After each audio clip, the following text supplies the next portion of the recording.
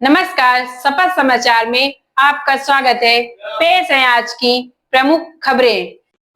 आज देश 80वां स्वतंत्रता दिवस मना रहा है। उत्तर प्रदेश की राजधानी लखनऊ में भी स्वतंत्रता दिवस का मुख्य समारोह पूरे उत्साह और देशभक्ति के माहौल में आयोजित हुआ। मुख्यमंत्री योगी आदित्यनाथ ने विधान भवन में तिरंगा फहराया और प्रदेशवासियों को स्वतंत्रता दिवस की शुभकामनाएं दी। अपने संबोधन में मुख्यमंत्री योगी आदित्यनाथ ने स्वतंत्रता संग्राम के अमर सेनानियों और शहीदों को नमन करते हुए कहा कि आजादी केवल एक दिन का उत्सव नहीं, बल्कि देश और समाज के प्रति अपने कर्तव्यों को निभाने का संकल्प है। उन्होंने कहा कि देश की स्वतंत्रता और एकता को मजबूत बनाए रखना हर नागरिक की जिम्मेदारी है। सीएम योगी ने कहा कि उस स्वतंत्रता का अर्थ केवल राजनीतिक आजादी नहीं है, बल्कि देश से गरीबी, अशिक्षा, असमानता और अराजकता को समाप्त करना भी आजादी के व्यापक लक्ष्य का हिस्सा है। उन्होंने देशवासियों से अपने अपने क्षेत्र में ईमानदारी और जिम्मेदारी के साथ योगदान देने की अपील की। मुख्यमंत्री ने युवाओं को लेकर भी बड़ा ऐलान किया। उन्होंने प्रदेश में युवाओं के लिए नई एकीकृत युवा नीति और रोजगार एवं उद्यमिता को बढ़ावा देने वाली योजनाओं की घोषणा की। सरकार की ओर से प्रतियोगी परीक्षाओं की तैयारी, मार्गदर्शन और युवाओं को अवसर उपलब्ध कराने पर भी जोर दिया गया। वहीं स्वतंत्रता दिवस के मौके पर मुख्यमंत्री योगी आदित्यनाथ ने देश की एकता, अखंडता और विकास के लिए सभी नागरिकों से मिलकर आगे बढ़ने का आह्वान किया। लखनऊ में आयोजित इस समारोह के दौरान देशभक्ति के रंग में पूरा माहौल नजर आया और प्रदेश ने शहीदों के बलिदान को याद करते हुए राष्ट्र निर्माण का संकल्प दोहराया। सपा समाचार ब्यूरो। आज अयोध्या, काशी, मथुरा, वृंदावन, प्रयागराज, विंध्याचल, चित्रकूट, सुखतीर्थ, संबल, बरेली, नैमिषारण्य आदि पावन तीर्थों या फिर भगवान बुद्ध से जुड़े हुए कपिलवस्तु, सारनाथ, कुशीनगर, श्रावस्ती, कौशाम्बी, संकिसा, इन सब की ये सभी विरासत को या फिर जैन तीर्थंकरों से जुड़े हुए या फिर संत कबीरदास जी, संत रविदास जी, महर्षि वाल्मीकि या सामाजिक न्याय के पुरोधाओं को सम्मान को आगे बढ़ाने का, इन सभी विरासत के संरक्षण के कार्य को आज आगे बढ़ाते हुए उनके माध्यम से भी प्रदेश में युवाओं के लिए नए रोजगार के सृजन के कार्यक्रम को आगे बढ़ाया जा रहा है।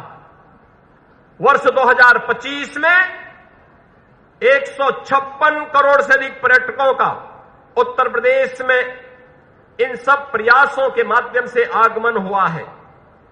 बांदा जिले में विंध्य पर्वतमाला की पहाड़ी पर स्थित ऐतिहासिक प्राचीन अजय कालिंजर का किला इस वर्ष गणतंत्र दिवस झांकी का हिस्सा रहा है। सारनाथ हाल ही में यूनेस्को वर्ल्ड हेरिटेज लिस्ट में शामिल हुआ है।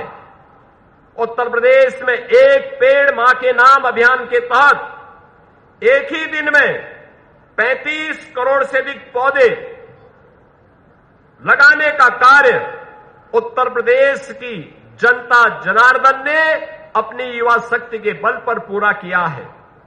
एक जनपद एक नदी योजना के पुनरुद्धार का कार्य, जिसके माध्यम से लुप्त प्राय और सूखी छोटी नदियों को पुनर्जीवित करने का कार्य हो रहा है। अयोध्या सहित प्रदेश के 16 नगर निगमों को सोलर सिटी के रूप में विकसित किया जा रहा है। हर अन्नदाता किसान के खेत में समृद्धि हो, हर बेटी के सपने को उड़ान हो, हर गांव में विकास की रोशनी हो और हर नागरिक के जीवन में सम्मान हो। प्रदेश की डबल इंजन की सरकार का यह संकल्प है। हमारे स्वाधीनता सेनानियों ने हमें आजादी दी। अब हमारी पीढ़ी की जिम्मेदारी है हम भारत को समृद्ध, सामर्थ्य और स्वाभिमान की एक नई ऊंचाई दें। स्वाधीनता हमें विरासत में मिली, लेकिन विकसित भारत का निर्माण हम सबकी सामूहिक जिम्मेदारी है। विकसित भारत होगा तब जब विकसित उत्तर प्रदेश के लिए हम सब सामूहिक रूप से अपने कर्तव्यों का निर्वहन करेंगे।